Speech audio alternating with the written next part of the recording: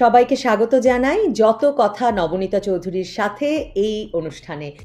আপনারা জানেন বাংলাদেশে যে টালমাটাল অবস্থা যাচ্ছে, এর ভিতরেই আওয়ামী লীগের লকডাউনের ডাক। আওয়ামী লীগ যখন লকডাউনের ডাক দেয় তখন আওয়ামী লীগের উপরে নিষেধাজ্ঞা। আপনারা জানেন বাংলাদেশের সব রাজনৈতিক দল কর্মকাণ্ড করতে পারবে, কিন্তু বাংলাদেশ আওয়ামী লীগকে কোনো কর্মকাণ্ডে অংশগ্রহণ করার সুযোগ দিচ্ছে না। কারণ আমাদের ছেলেরা কর্মকাণ্ড করলেই সেটাকে ক্রিমিনাল অ্যাক্ট হিসেবে বিচার করা হচ্ছে। সেই রকম একটি কঠিন সময়ে বাংলাদেশ আওয়ামী লীগ ডাক দিয়েছে লকডাউনের। আপনারা জানেন আমাদের অনেক নেতাকর্মী দেশান্তরিত, আমাদের অসংখ্য নেতাকর্মীকে হত্যা করা হয়েছে, গুম করা হয়েছে, লক্ষ লক্ষ নেতাকর্মী সারা দেশে জেলখানায় বসে বসে কাঁদছে। ঠিক সেই রকম অবস্থায় আমাদের এই লকডাউনকে সামনে রেখে বাংলাদেশে যে সাজ রব অবস্থা, এটাতে অলরেডি আমাদের সফলতা এসে গেছে।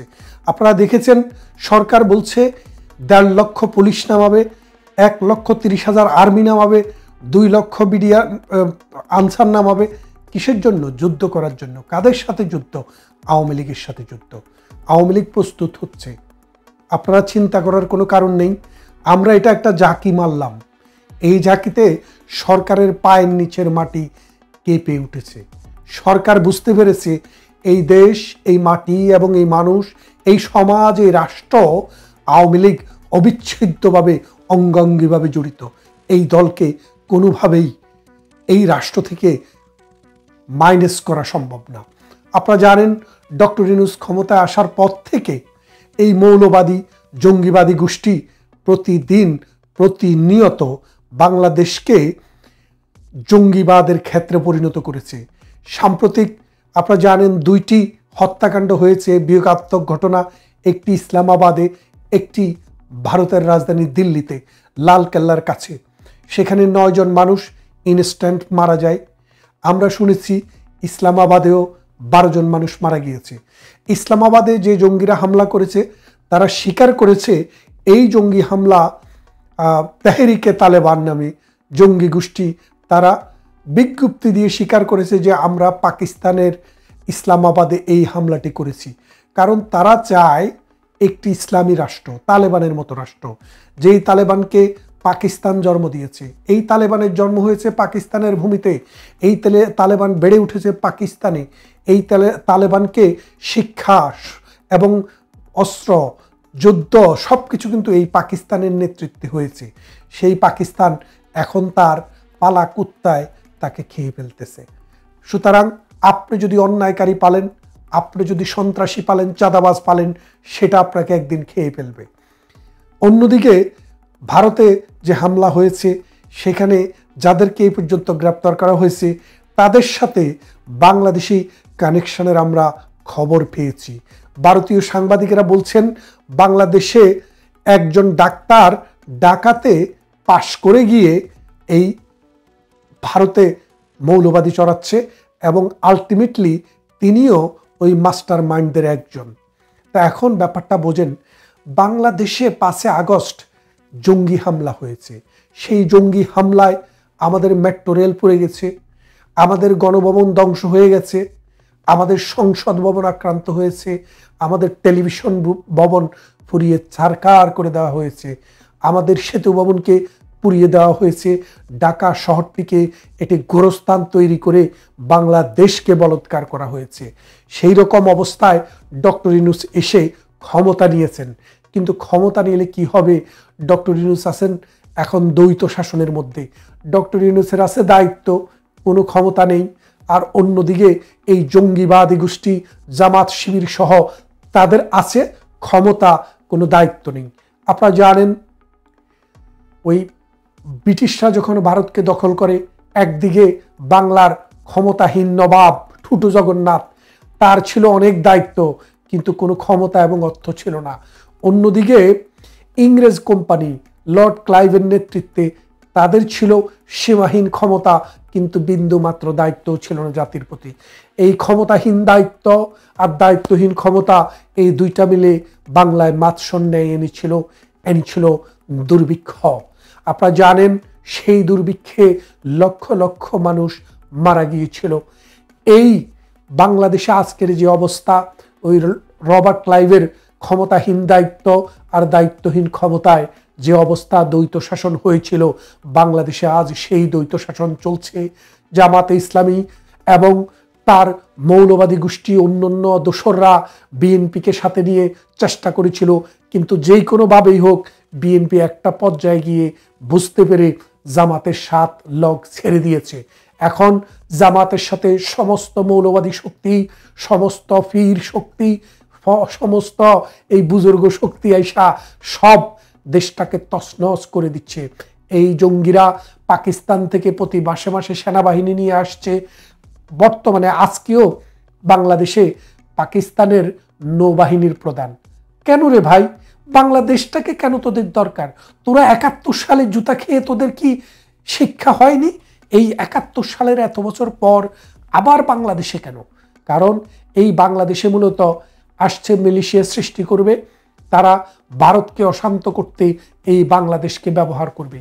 যার কারণে এখন এই মৌলবাদী শক্তি প্রতিদিনে পাকিস্তান থেকে সেনাবাহিনী নিয়ে আসছে, মন্ত্রী নিয়ে এসছে, সচিব নিয়ে এসছে।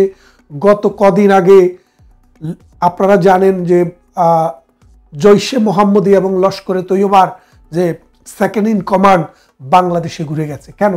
বাংলাদেশে শেখ হাসিনার সময় তাদের ভিসা হতো না, এখন তারা লাল পাসপোর্ট নিয়ে এয়ারপোর্টে আসে, মামার বাড়ির মতো চিল করে দেয়। আপনারা জানেন বাংলাদেশে ডক্টর ইউনূস ক্ষমতায় আসার পর পাকিস্তানের সাথে যে 2টি কারবার করেছে, অনেকগুলো কাজে করেছে, তার মধ্যে 2টি উল্লেখযোগ্য। একটি হচ্ছে চট্টগ্রাম বন্দরে, যেহেতু পাকিস্তান থেকে মাঝে মাঝে জাহাজ আসে, সেই জাহাজে আসে জঙ্গিদের জন্য অস্ত্র, আসে মাদক, সেই জন্য বাংলাদেশ সরকার ব্যবস্থা করেছিল যে 2 বার করে সেই জাহাজকে তল্লাশি করা হবে, অর্থাৎ সেখানে যে মাল আসবে, পণ্য আসবে, সেটাকে 2 বার তল্লাশি করা হবে। কিন্তু ডক্টর ইউনূস সরকার আসার পর বলল এখন থেকে পাকিস্তান থেকে যেই সব জাহাজ আসবে সেগুলোকে আর তল্লাশি করা লাগবে না। এই যে দেখেন গত সপ্তাহে পাকিস্তান থেকে পাখির খাবার আনতে গিয়ে 2 টন নিয়ে আসছে ওই যে পপি সিড, যেগুলা দিয়ে হেরোইন, কোকেন, আফিম, মারিজুয়ানা বানায়। তাহলে আপনি চিন্তা করেন এই অল্প কদিনের ভিতরে পাকিস্তান লাইসেন্স পাওয়ার পরে এই অপকর্ম শুরু করেছি। 10টা আগস্টের কথা আপনারা কেউ ভুলে যাননি। তারপরে দেখেন বাংলাদেশের এয়ারপোর্টে দ্বিতীয় চুক্তিটি হলো যে বাংলাদেশের এয়ারপোর্টে এখন থেকে পাকিস্তানের লাল পাসপোর্ট নিয়ে, অর্থাৎ কূটনৈতিক পাসপোর্ট নিয়ে যারা আসবে তাদেরকে আর ভিসা নিয়ে আসতে হবে না।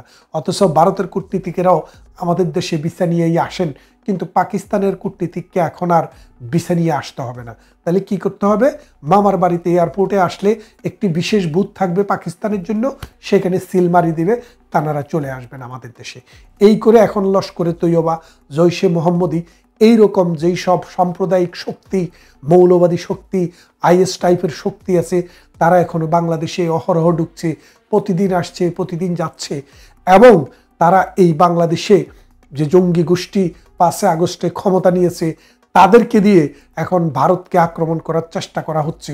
এবং ভারতে যেই হামলাটি হয়েছে, যেই সব ডাক্তারদেরকে ধরা হয়েছে, তাদের মধ্যে একজনকে শনাক্ত করা গেছে যে তিনি বাংলাদেশ থেকে, তিনি কিন্তু ভারতীয় নাগরিক, কাশ্মীরের মহিলা নাগরিক, কিন্তু তিনি বাংলাদেশে ডাক্তারি পড়ে গিয়েছেন। এবং এখানে থেকেই এই মৌলবাদী জঙ্গি গোষ্ঠী দ্বারা তিনি হৃষ্টপুষ্ট হয়েছেন। এখন নিজের দেশ ভারতে গিয়ে সেই দিল্লির লাল কেল্লার কাছে যে হামলা হলো, সেই হামলায় তাকে সাসপেক্ট করা হচ্ছে। আমরা যা বলছি, আমি যা বলছি, সেটি আমি যে তথ্য পেয়েছি বিভিন্ন সাংবাদিকের কাছ থেকে, সংবাদ বাস্তব থেকে, তার ভিত্তিতে বলছি।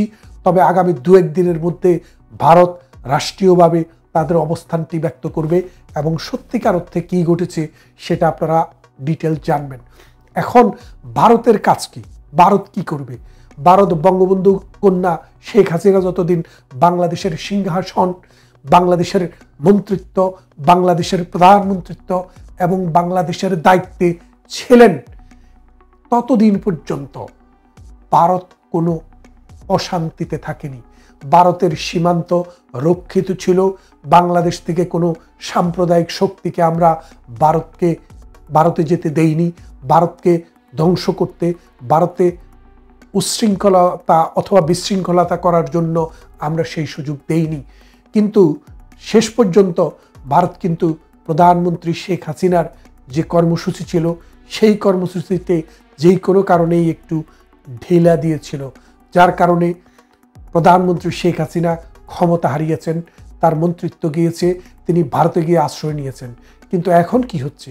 এখন ভারতের 7টি স্টেটে এই জঙ্গিরা ভারতকে অশান্ত করার চেষ্টা করছে। ভারতের 10 বিলিয়ন সামরিক ব্যয় বেড়ে যাচ্ছে। কারণটা কি? প্রধানমন্ত্রী শেখ হাসিনা যখন ক্ষমতায় থাকে ভারতের এই সীমান্ত তখন রক্ষিত থাকে, অন্তত বছরে 10 বিলিয়ন তাদের ব্যয় কম হয় ভারতীয় রুপিতে। আর এখন 10 বিলিয়ন ভারতীয় রুপি বেশি ব্যয় হবে, কেননা আমাদের সাথে one of the biggest border ভারতের, 7টি স্টেটের বর্ডার বাংলাদেশের সাথে। সুতরাং ভারতকেও ভাবতে হবে যে এই বাংলাদেশে যদি জঙ্গিবাদ সত্যিকার অর্থে জেকে বসে তাহলে এর থেকে ভারতেরও নিষ্কৃতি নেই। তাই ভারতকেও আমরা বলবো এই দেশে এই সমাজে যেন এই জঙ্গিবাদ যেন জেকে বসতে না পারে, সেই জন্য বাংলাদেশ আওয়ামী লীগকে, বাংলাদেশকে এবং মুক্তিকামী, শান্তিকামী, অসাম্প্রদায়িক, প্রগতিশীল মানুষকে সহযোগিতা করতে হবে এবং আবার এই বাংলাদেশে অসাম্প্রদায়িক চেতনার মুক্তিযুদ্ধের সপক্ষের একটি গণতান্ত্রিক সরকারকে ক্ষমতায় আসতে সহযোগিতা করতে হবে। তা না হলে এটা শুধু আওয়ামী লীগের জন্যই লস নয়, এটা ভারতের জন্য লস, যেমনটা আমি আমার বক্তৃতায় বললাম।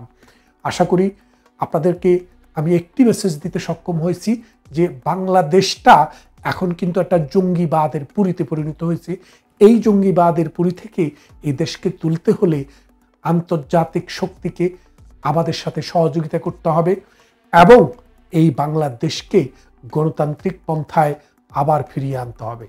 কথা হবে অন্য কোনো ভিডিওতে। ততক্ষণ ভালো থাকুন, সুস্থ থাকুন।